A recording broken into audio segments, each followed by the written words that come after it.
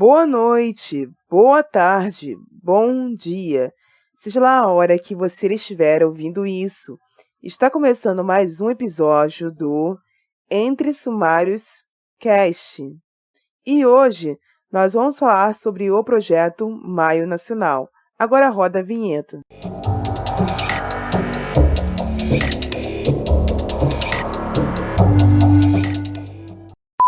Esse podcast faz parte da iniciativa O Podcast é Delas. Saiba mais em opodcastedelas.com.br.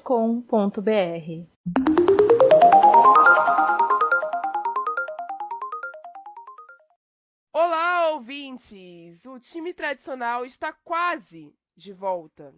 A Sally teve que pegar uma licença por causa da saúde dela, mas eu acredito que ela retorne logo.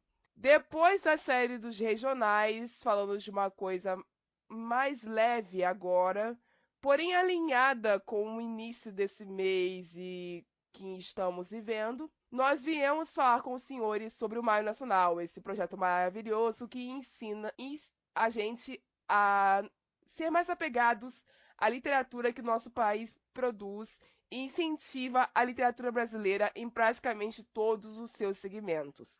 E para que a nossa próxima hora valesse ainda mais a pena, nós trouxemos a dona e proprietária dessa ideia para falar do assunto conosco. Manda ver, Ana.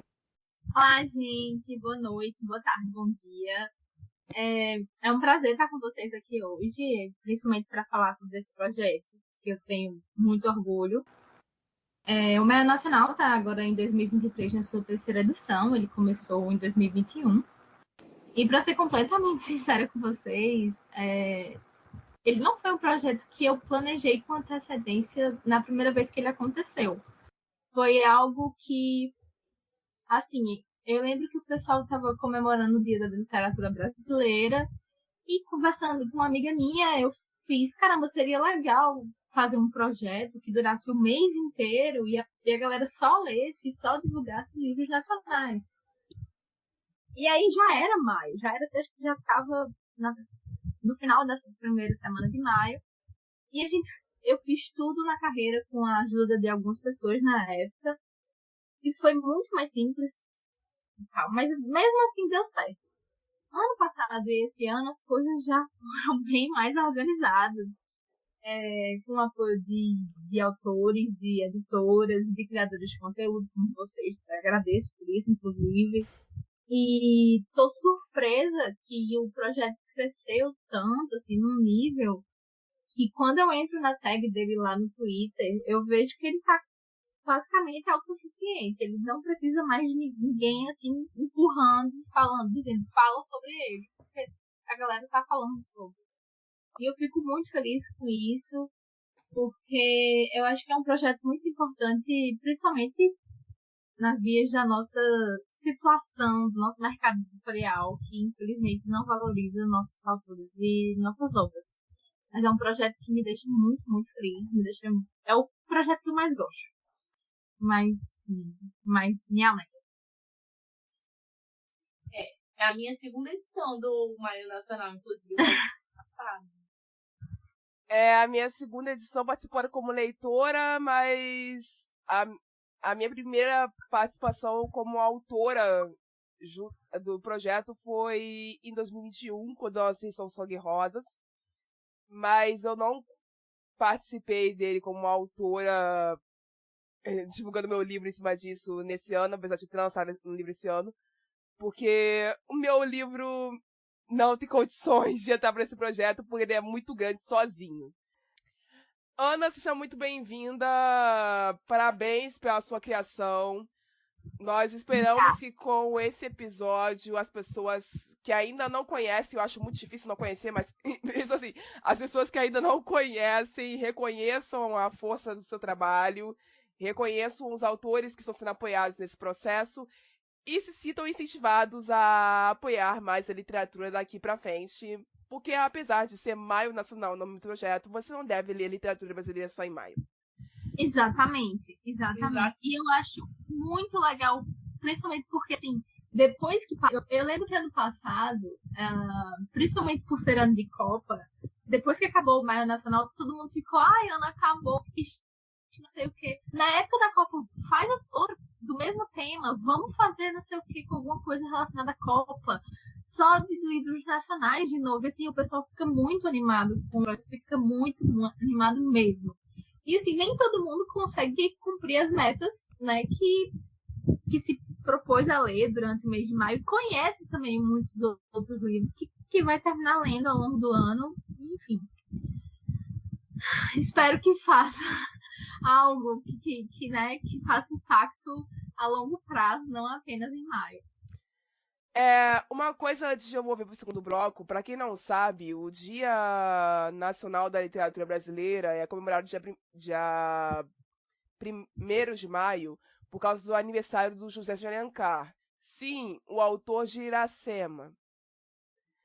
Todo mundo aqui sabe que eu odeio ele. Sim. Não vou me alongar explicando por quê. Vão nos outros episódios. Mas todo mundo diz que é chatíssimo. É horroroso. Mas assim, vão nos outros episódios do feed que em algum momento vocês vão encontrar falando mal desse homem. Mas principalmente eu quero dizer uma coisa pra vocês. Ele era um eugenista, tá? E ele era um cara que romantizava a desumanização de mulheres indígenas, transformando-as em objetos sexuais. E ele faz isso em Iracema. Sem falar que ele faz outra coisa muito ruim em Iracema, que é estereotipar homens indígenas também. Então, assim, eu queria pedir encarecidamente aos senhores, leiam livros brasileiros, leiam clássicos brasileiros, mas não leiam José de Alencar. Não homenageiem esse homem, ele não merece. Nossa, nem se merecesse, é muito chato. Nossa, péssimo. É um negócio que você lê e fala, ai, nossa, perdi meu tempo lendo isso. De verdade. Eu só li por causa do vestibular e eu me arrependo amargamente sobre isso, ok? É isso, senhores.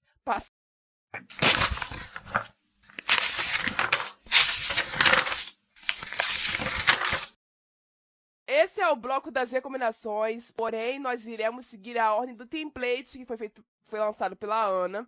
Então, se você ouvinte já formou o seu, abre aí e acompanha com a gente.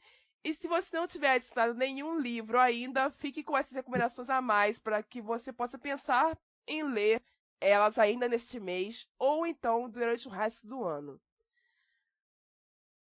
Como o mês tem 31 dias e 5 semanas, a Ana deu as opções para quem gosta de listas pequenas, moderadas, ambiciosas e para quem não tem compromisso com meta, que foi a última que saiu, inclusive hoje, que é para você ler um livro só e dormir em paz com isso. Eu sou o tipo de leitora que lê devagar. Eu escolhi uma lista de 3 livros aos quais a Yasmin vai reagir e vai falar pra cacete. Então vocês se preparem. E eu quero começar com Obsessão, da autora P.P.E. Silva. E esse livro eu escolhi meio no roubo. Eu não vou começar a ler ele do zero agora. Eu comecei a ler ele em fevereiro. Pausei para ler não ficção, que é um livro que eu já vou contar para vocês em um outro episódio. E agora estou voltando para ler ele em maio, de onde eu havia parado. Mas eu não vou dar spoilers sobre esse livro, porque ele é um livro muito denso. Ele tem elementos de investigação, ele tem uma áurea introspectiva.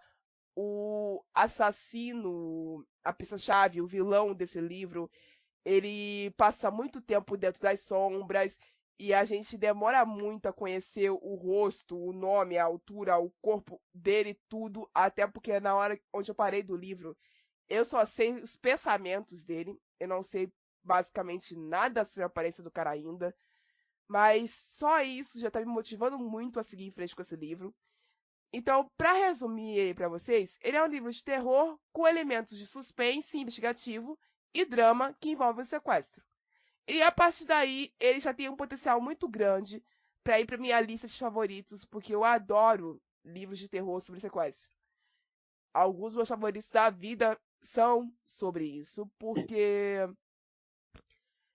eu gosto muito de analisar os motivos pelos quais o sequestrador comete esses tipos de maluquice. Então, esse livro tem tudo para ou ser favoritado ou ser um odiado. Essa belezinha tem quase 500 páginas. Nossa, Ana, eu posso te interromper só para te dar uma sugestão, já que você... Fale.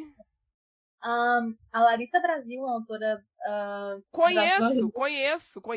Ela escreveu Urutau e vai lançar agora Irebu. E Urutau é muito bom. Agora sim, é bem pesado, mas pelo que você falou, acho que não é uma coisa que lhe incomoda. Eu tô acostumada. Urutau Bota pra mim que eu tô aí dentro. Bom, muito bom. Eu acho que você iria gostar. Eu tenho o exemplar dele aqui, li também. E olha, ela escreve muito bem. Agora o negócio é tenso. Eu vou correr atrás, pode ficar tranquila. Passando pro próximo, na categoria romance de gente branca.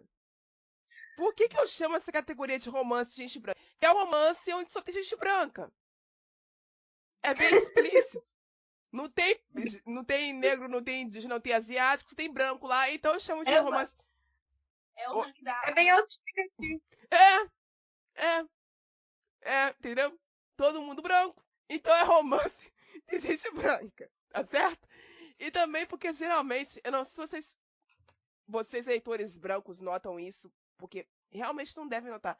Mas quem é leitor negro, não branco, deve saber disso. Os romances escritos por pessoas brancas, onde os dois personagens principais são brancos, geralmente seguem um padrão de eventos. Sim. Sabe? Sim. E esse padrão se repete, e se repete, e se repete, e se repete. Isso faz com que esses livros vendam muito, sim, mas é um padrão que, tipo, é tão repetitivo e que enjoa, e ele muda apenas nas nuances. E tu precisa ser muito atento a essas nuances para pegar essas mudanças, porque senão você fala assim, pô, cara, é a mesma história que eu li mês passado. Então, bem... Então, por isso que eu tenho um grande espaço entre esses tipos de leitura. Então, esse é o primeiro romance de gente branca que eu leio em 2 anos, tá? Aí, Isso momento... Silvia Ney, tá bom?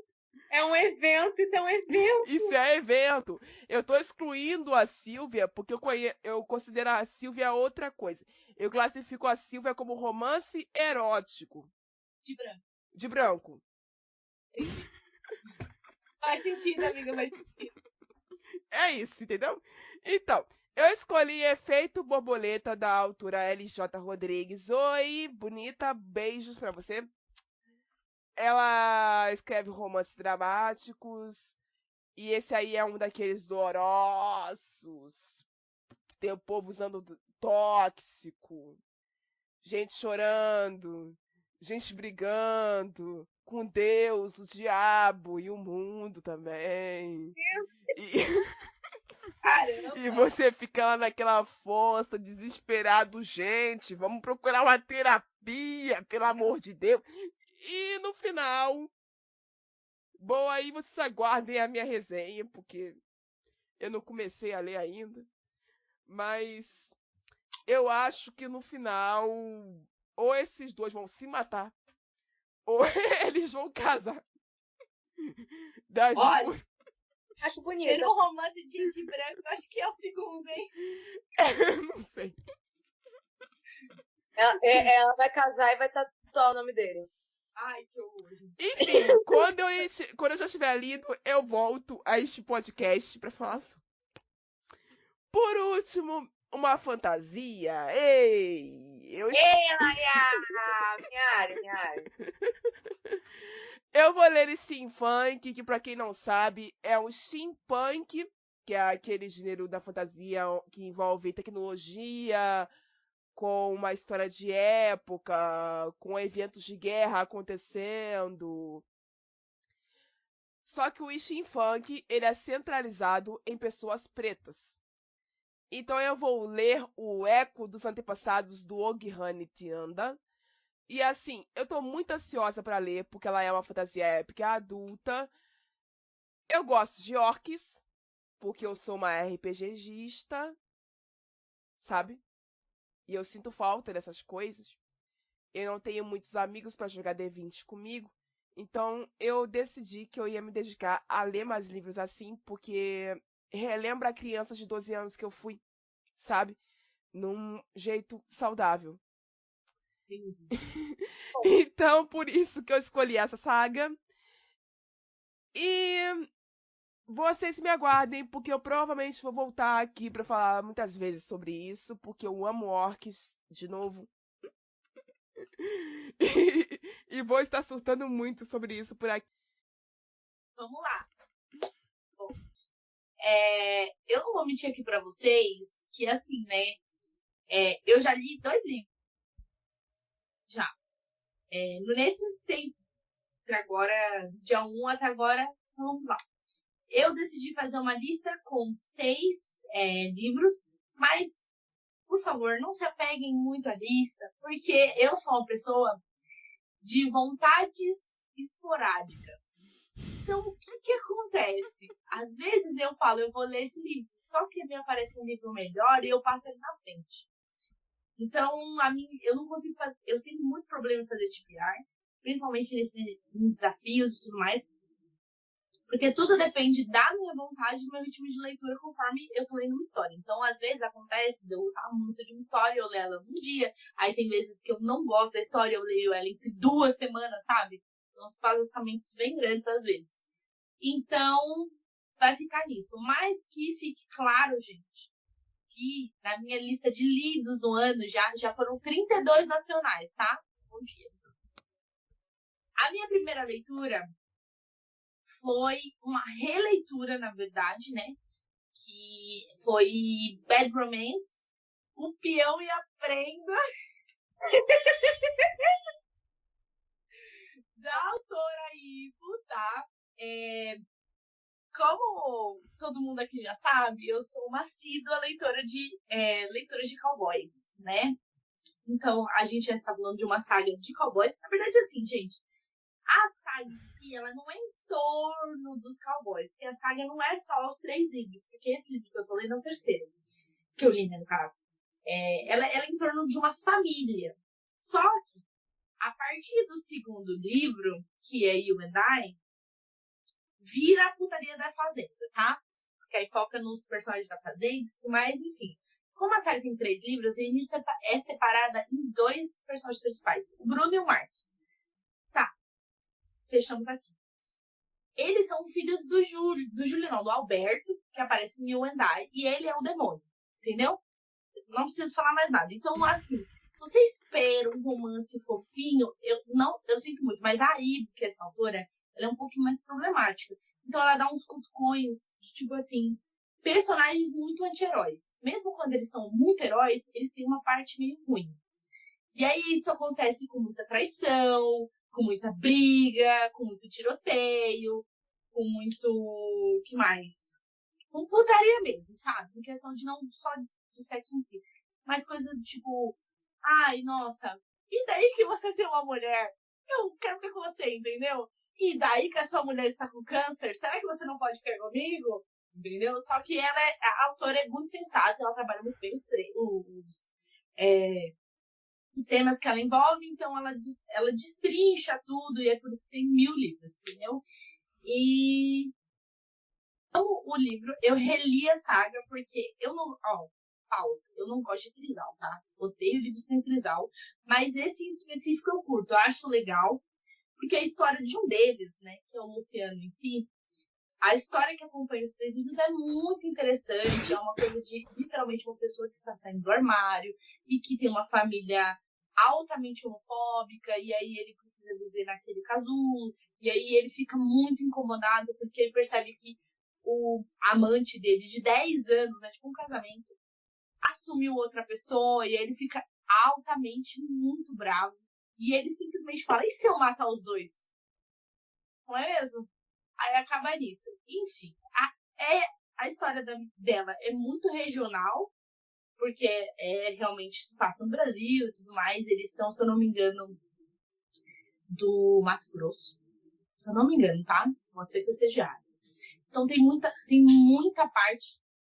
Tem muitos temas importantes abordados no meio e tal, não sei o quê. Tem até um conto que envolve só a parte de racismo e tal. É bem legal, eu recomendo. A autora é muito bacana. Mas ela tem umas coisas que é melhor você deixar de lado, tá? Tudo bem. O segundo, que foi o último que eu terminei, foi Um Anjo para o Cowboy Renegado, da Gabi Santos. Ele também é uma continuação, é o terceiro livro, tá? De uma série que ela tem, chama Crossville, uma coisa assim. E essa história em específico, ela é do Zack e do Afonso. Ela diz na história, aí vem um ponto, que é um dark romance, mas eu discordo completamente, porque na verdade eu acho que falta em algumas autoras entenderem que a gente tem ambientações que são mais obscuras, são mais voltadas para máfia, para gangsters, e outras coisas são dark romance. Esse caso aqui, ele é muito voltado pro gangster, entendeu? Porque a gente tem isso. Ele é um anti-herói? Ele é um anti-herói. Mas assim, os 3 livros têm os anti-heróis, entendeu? Porque a gente tem o primeiro que é o Reed, entendeu? Que ele acabou de sair da cadeia, ele fez coisas contra a família, mais para salvar a família, entendeu? Uma coisa meio assim, que você fica entre 2 pesos e tal, aí você fica tudo, mas você é bonzinho, mas você ao mesmo tempo não é bonzinho. E aí no outro a gente tem o Robert, entendeu? Então aí a gente vem e tem o Afonso. Aí você fica assim, amiga, então, não diferenciou muitas coisas do seu livro, né? Mas, enfim, ela, em específico, ela tem uma escrita maravilhosa, ela consegue dramatizar de uma forma ok. E é muito bom a gente ver a continuação do Zack, por exemplo, que foi um menino que cresceu do primeiro livro pro terceiro, e a gente vê que realmente... Eu gosto quando a autora, ela pega um personagem mimado e ela mantém esse personagem mimado até quando ele está adulto. Então eu gosto muito da categoria que ela faz ali no meio, entre os personagens, porque são todos muito diferentes. E nesse caso a gente tem slow burn e uma coisa que eu gosto muito, que é tipo assim, quando você trabalha muito bem as gape, porque é muito fácil você pegar um cara de 40 anos com uma menina de 19 e falar que é uma gape e é uma merda, entendeu? Mas nesses casos a autora, ela trabalha muito bem e é muito bem feito. O terceiro, gente, de novo, é uma continuação, tá? Mas assim, não podia deixar de continuar Amor e Ritmo, que a saga da Sara Fidelis, que inclusive me mandou uns mimos essas semanas atrás. Eu fiquei muito feliz. E eu vou... Ai, gente, que vergonha do título. O título do livro é Ritmo Sensual. A Virgem Proibida. Ai, parece o título de uma música do Vando, né? Mas, enfim. Ai, desculpa, Sara. Eu amo os livros mais ridículos. O que foi? Eu tinha uma definição um pouco menos clean, mas tudo bem. É uma música. É uma música. Qual é a definição? Parece título de filme. Pornô chanchado. Pornô chanchado, é. Eu não discordo. Enfim. Mas a gente gosta de você, tá, Sara? A gente não odeia você, tá bom? Sim, eu amo você. Não tô atacando hate em ninguém, não, gente. Pelo amor de Deus. Olha, não faço essa coisa, não. Mas é que, assim, é muito porque é ruim.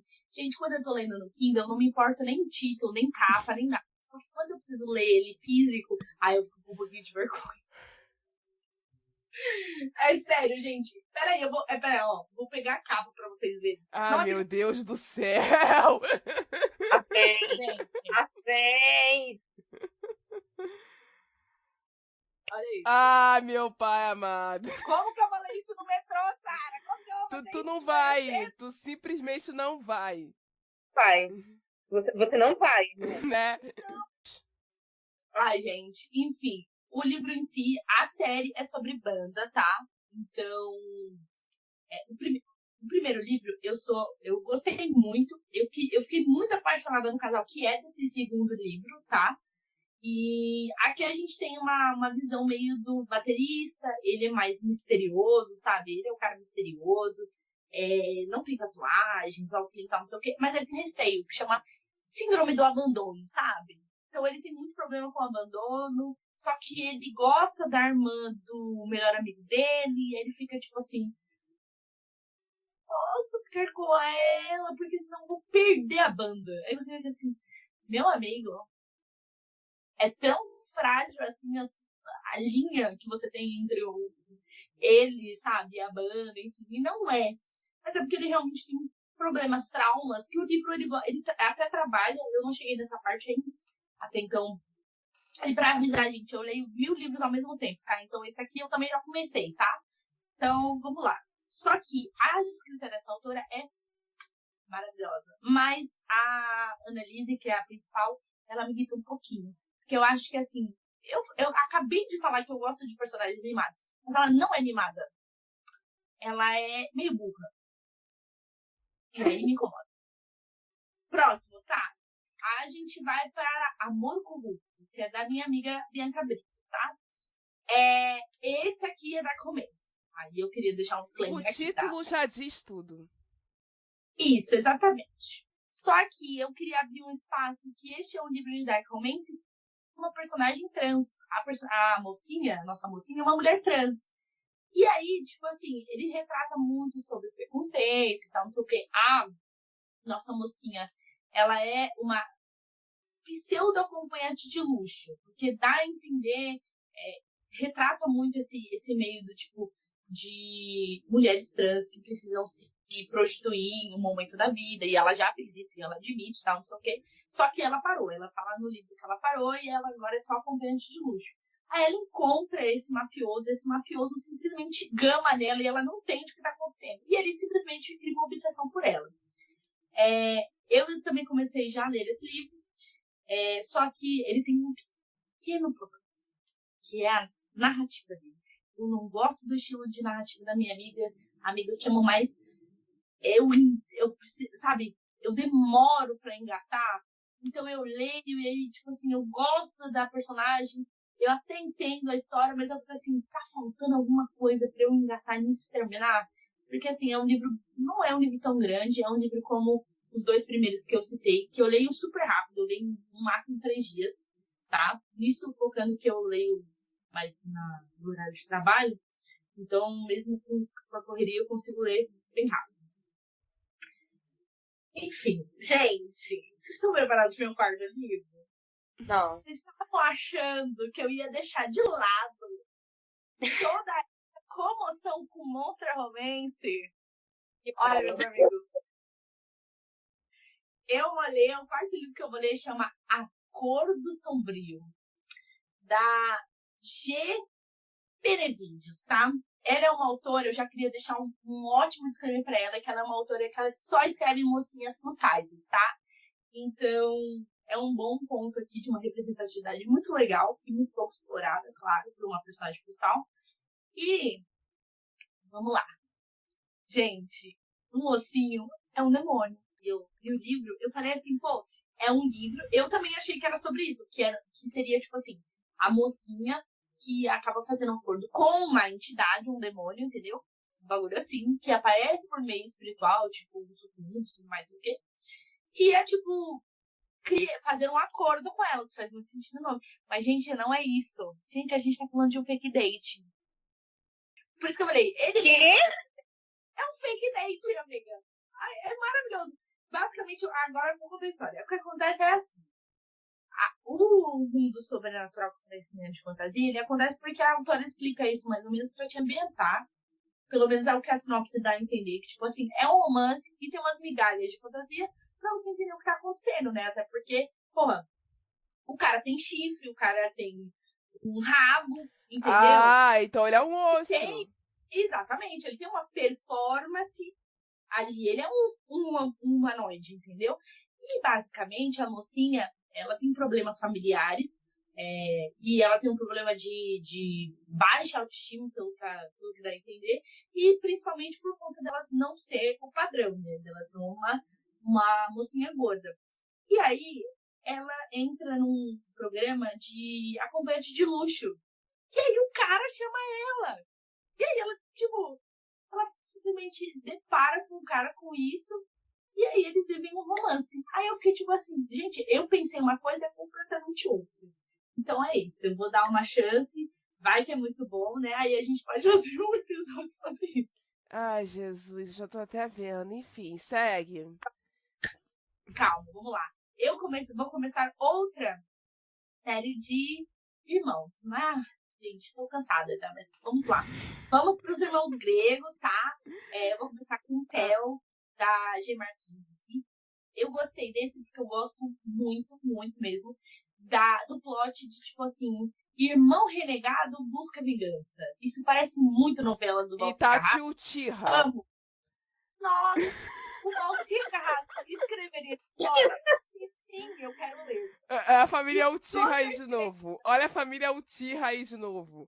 De novo. Gente, nossa, gente, eu sou apaixonada, acho muito bom. Aí, basicamente, esse mocinho, ele é renegado pelos pais e pelos irmãos. Eles têm uma porrada de irmão, como sempre, né? Nunca vi essas autoras gostam de ter uma fábrica de poeira, 1000 irmãos, pra fazer história pra todos.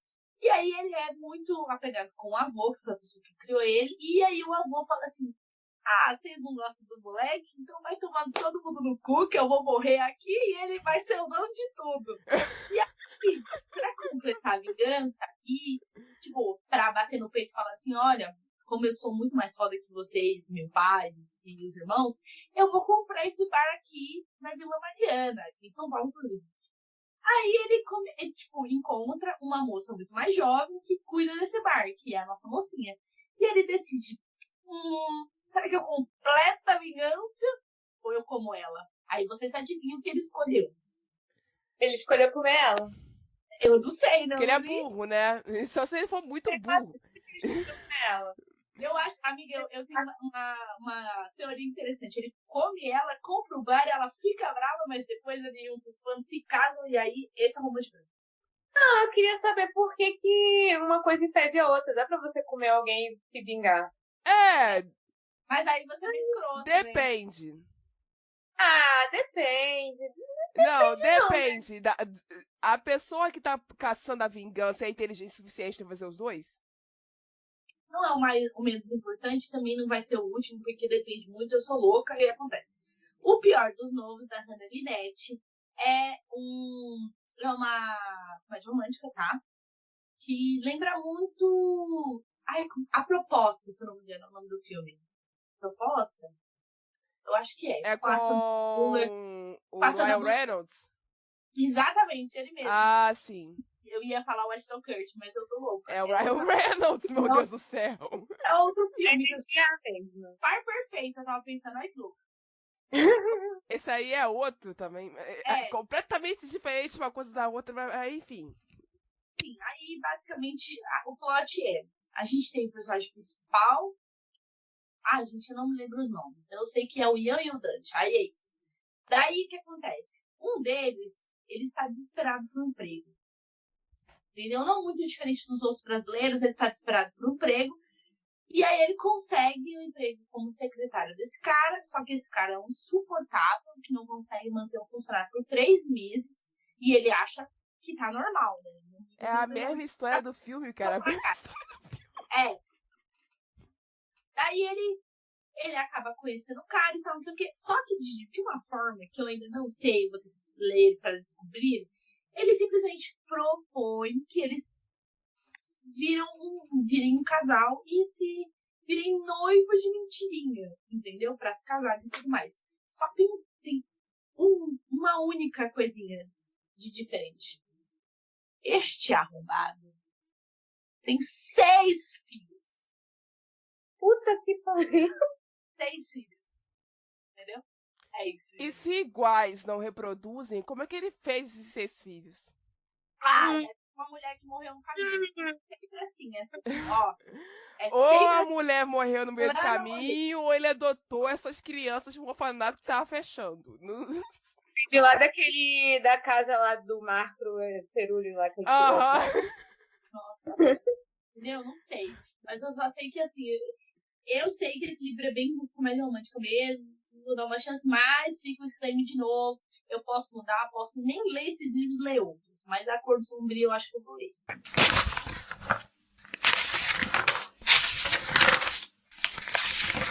Pessoal, nessa semana no Twitter foi o caos, como é quase todas as semanas. Mas foi uma loucura só. Uma treta mais sem razão do que a outra. Então eu decidi que eu ia dar uma respirada, não ia falar sobre nenhuma delas. E nós vamos perguntar nesse debate o seguinte. É uma coisinha pequenininha que eu quero perguntar pra vocês. Coisa básica mesmo. qual será a desculpa que os vira-latas irão usar agora? Porque, assim, esse podcast fez uma série apresentando escritores de todas as regiões do Brasil, que deu um trabalho violento para produzir, mas tá bom, ela tá no feed, tá? As 5 regiões lá, bonitinho. A Ana tá fazendo uma iniciativa de passar um mês inteiro lendo vários autores nacionais, e isso há 3 anos. E assim, o Cobra Letrada também tá lendo só nacionais durante o mês de maio, e ele fez um vídeo sobre isso recentemente. E tem outros criadores também que estão fazendo essa movimentação.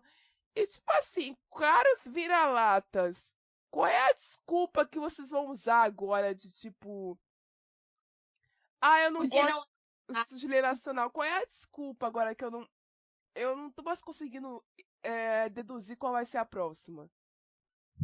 Olha, pela minha experiência, eles sempre surgem com uma desculpa. Eles arranjam. Então, a desculpa assim que eu escutei mais absurda, assim, mas talvez não a mais absurda, mas a que mais me, assim, mais que ficou comigo, até porque foi de uma pessoa conhecida. Conhecida que eu digo não no meio literário, mas conhecida amiga, entendeu? Tipo, uma amiga minha. Sim. Ela falou assim, eu tenho receio em ler livros nacionais porque eu tenho medo. Isso aí é comum a galera falar assim. Eu tenho medo de não gostar e aí ter que dar nota baixa. Nossa, E aí, isso é uma desculpa usada por. Ai, senhor. Eu acho incrivelmente maravilhosa, sério. E assim, eu vejo muita gente falando isso. E vejo também a galera falando assim. Eu não conheço ninguém que fala eu tenho medo de ler Stephen King e não gostar e dar nota baixa.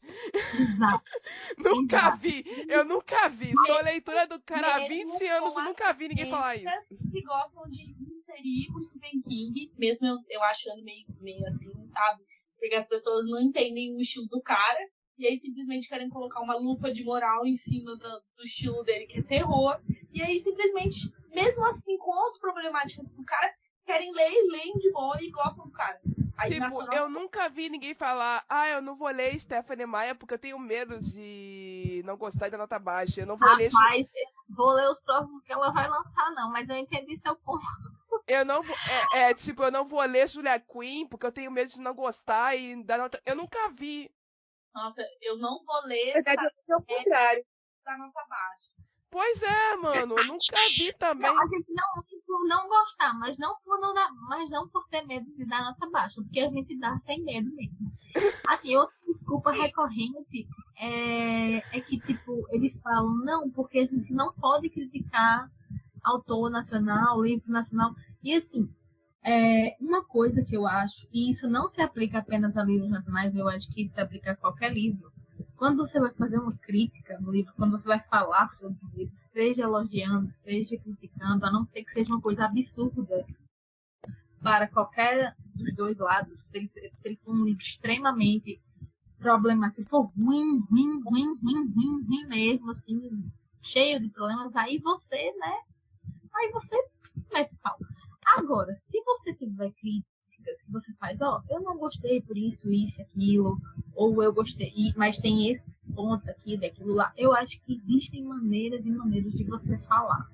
Se você não sabe falar, se você não sabe fazer uma crítica sem ofender o autor, a autora, aquela pessoa, sabendo que aquela pessoa não merece, seja essa pessoa um autor, autora nacional ou não, isso não é problema do livro, isso não é problema isso é problema seu.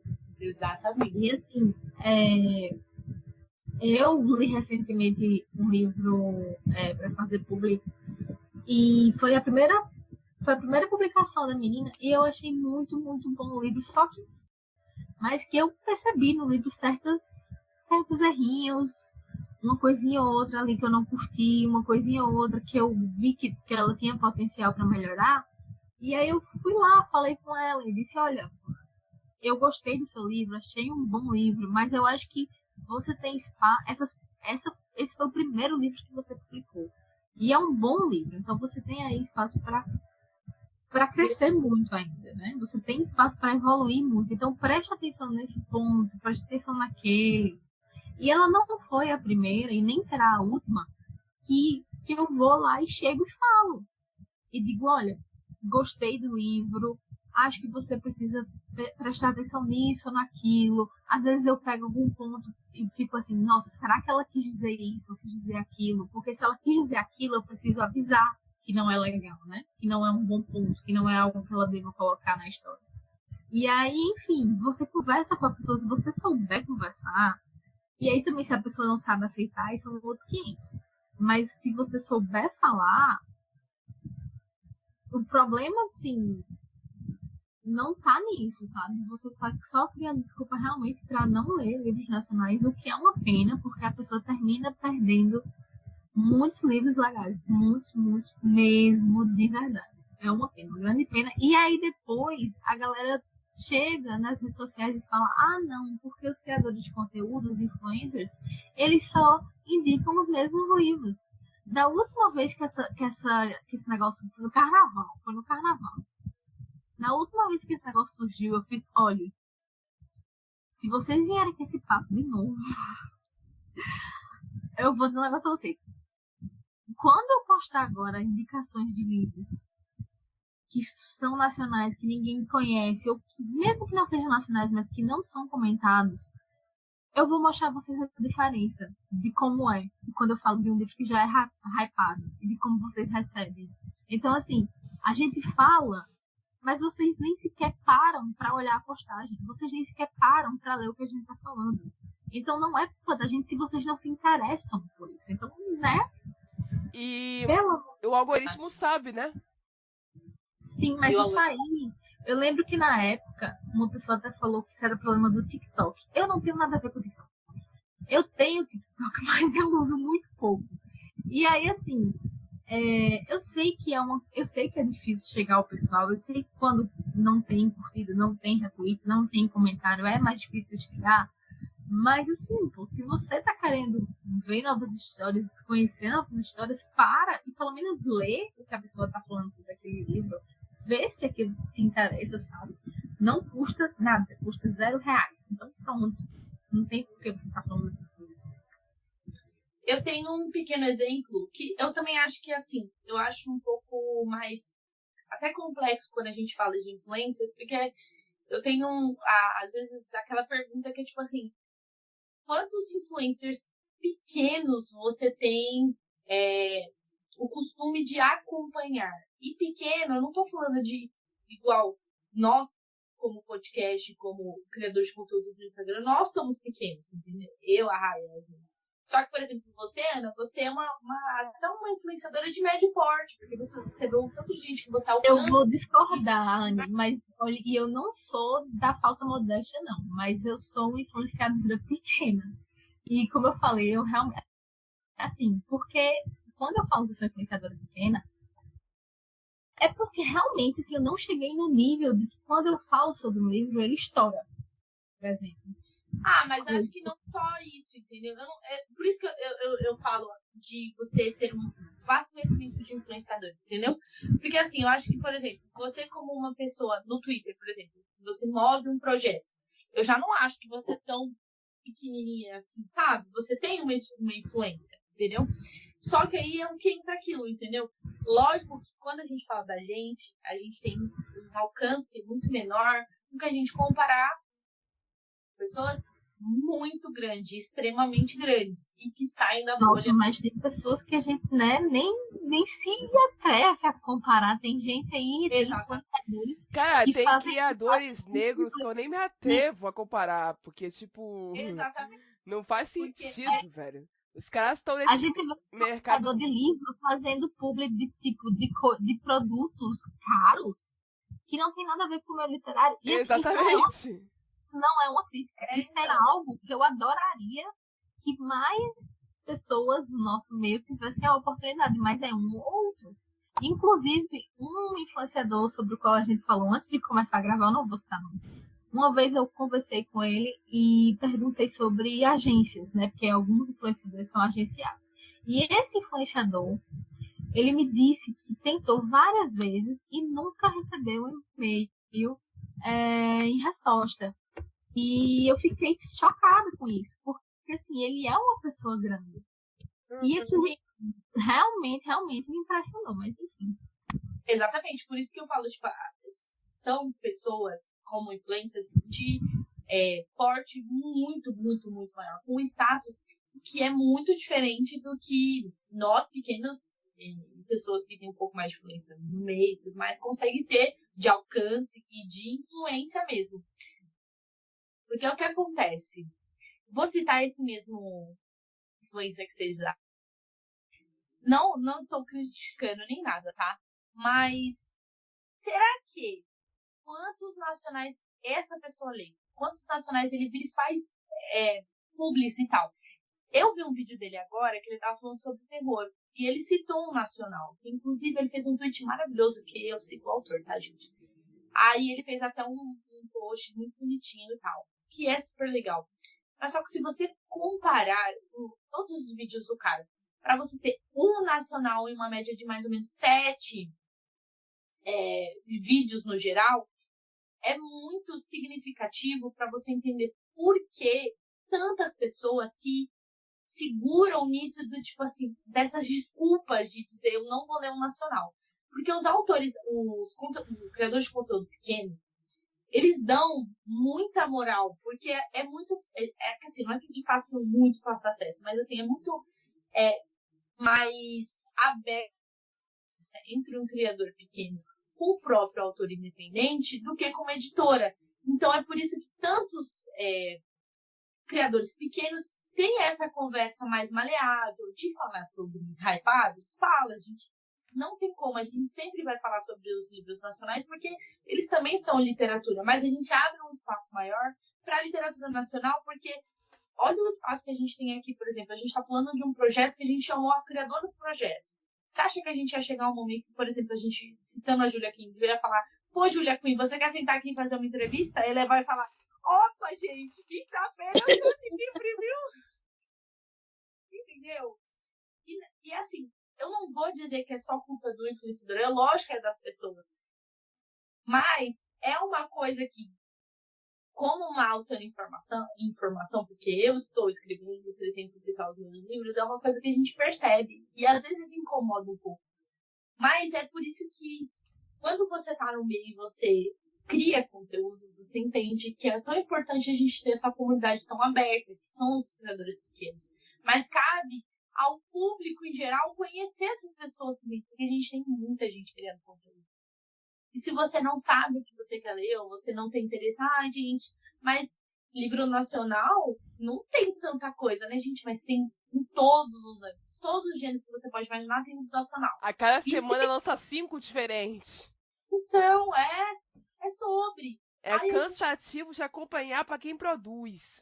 A gente pega essa treta que houve. E outra coisa, eles vêm, as pessoas vêm com esse negócio da qualidade do que vem de fora, mas o que vem de fora já passou por tanta peneira para chegar até aqui.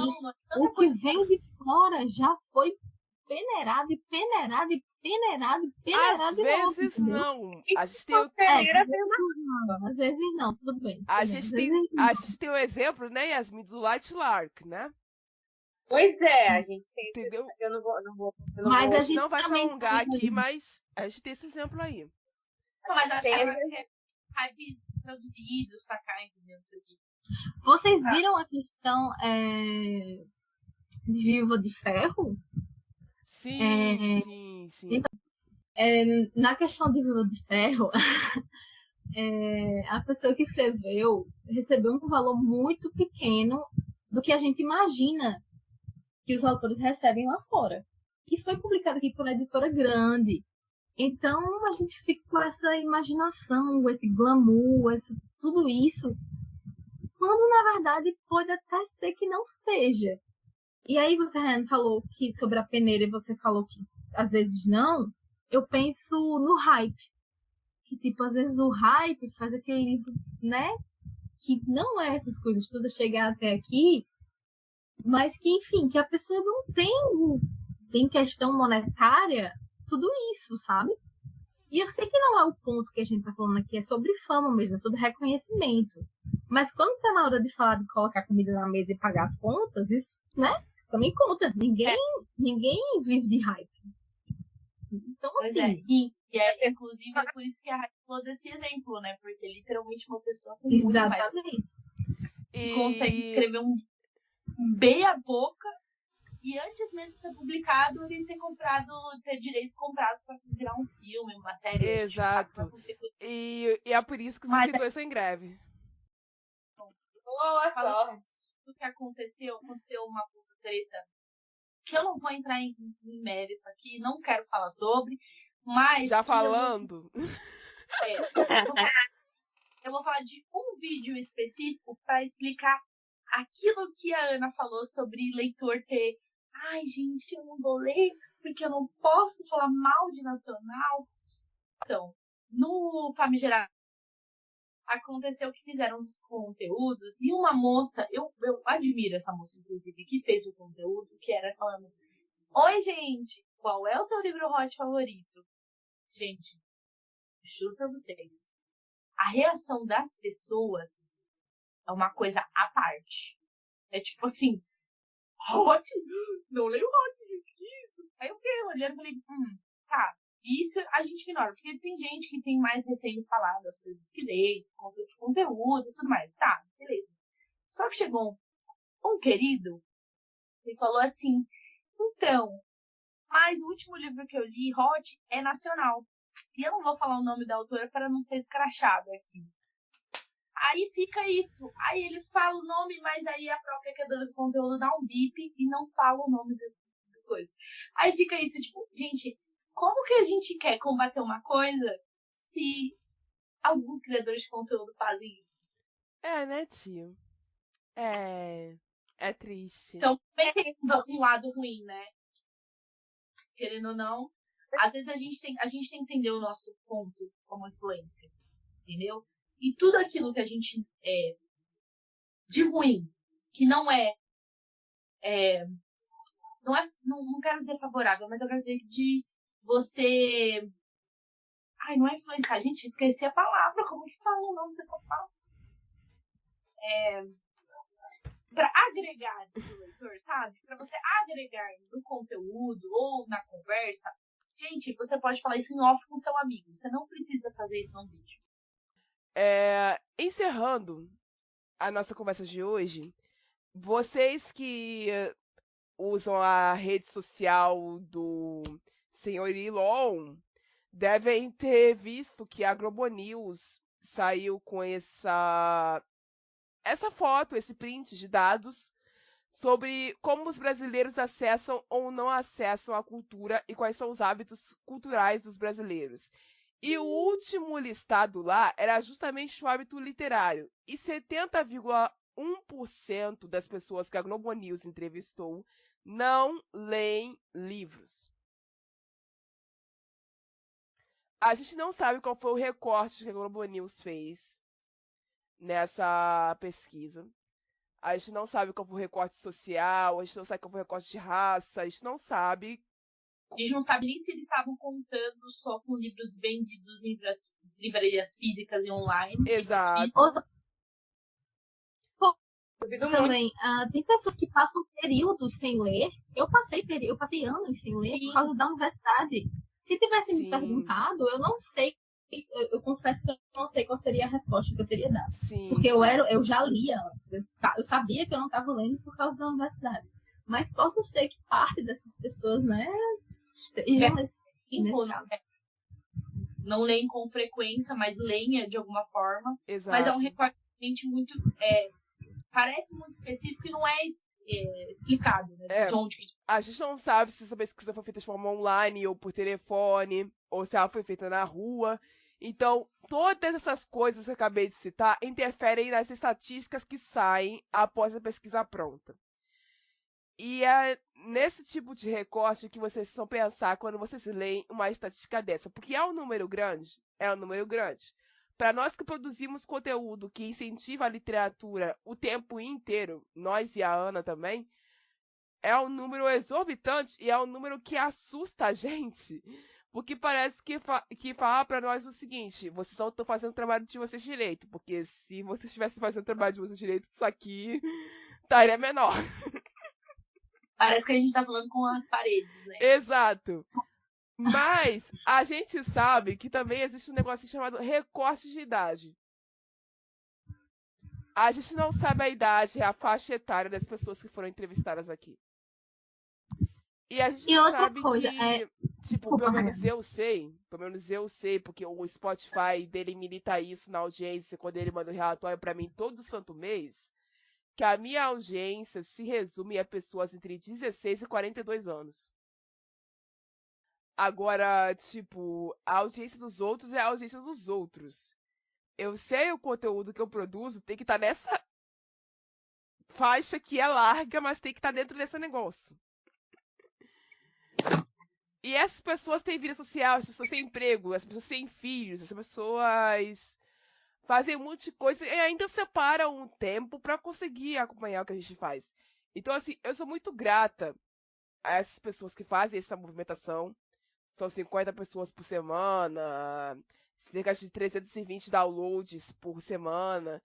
Então, assim, a gente tem uma audiência forte desde que começamos, apesar dela ser pequena quando comparada de outros podcasts do mesmo nicho.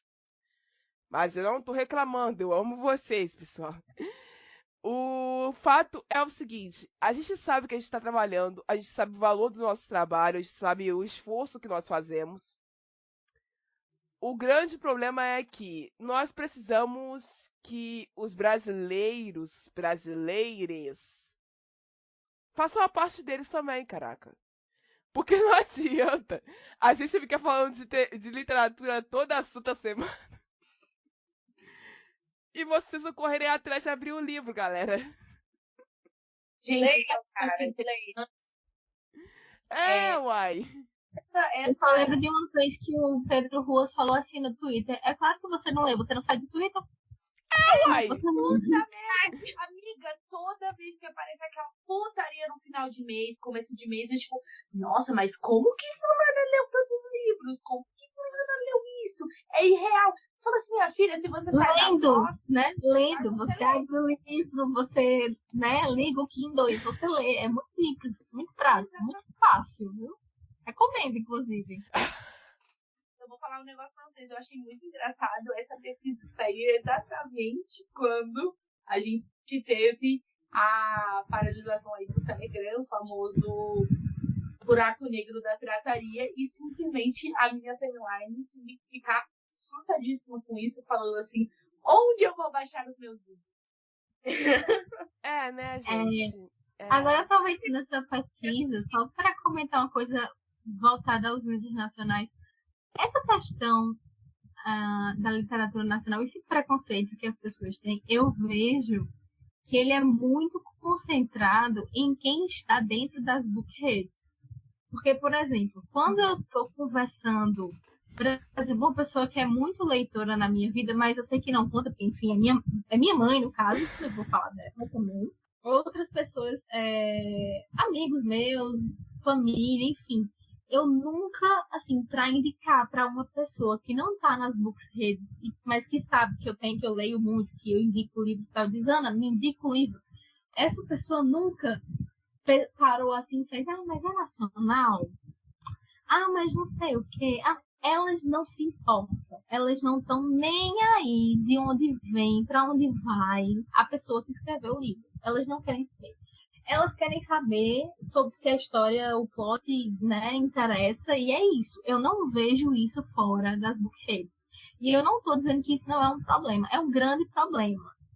Porque, assim, as bookheads, né, elas controlam a galera mais nova e etc. Mas, nossa, a galera mais velha, o pessoal que não tá ali, eles não tem isso, não existe isso. Muito pelo contrário, alguns preferem, desculpa, Anne, alguns preferem os livros nacionais aos livros importados. Amiga, é o exemplo que eu vou dar pra vocês. Gente, eu tenho duas pessoas, uma da minha família, uma fora da minha família, que é exatamente sobre isso.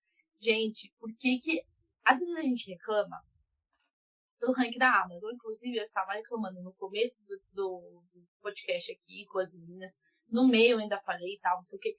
Mas, gente, sabe como que aquele ranking se mantém? Porque tem pessoas que estão lá, que consomem aquele conteúdo.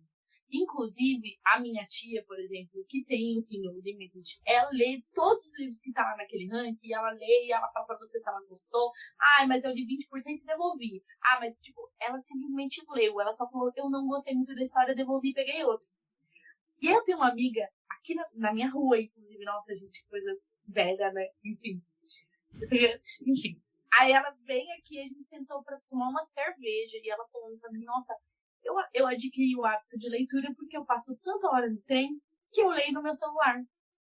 E aí eu falei pra ela, puta, eu gosto de ler também. Aí ela simplesmente pegou e falou assim, olha o meu Kindle, no celular dela. Gente, tinha todas as histórias que estavam no ranking, tava lá, e ela lê todas. Ela fala, eu acompanho todas essas autoras. E todas nacionais. Então, assim, é muito...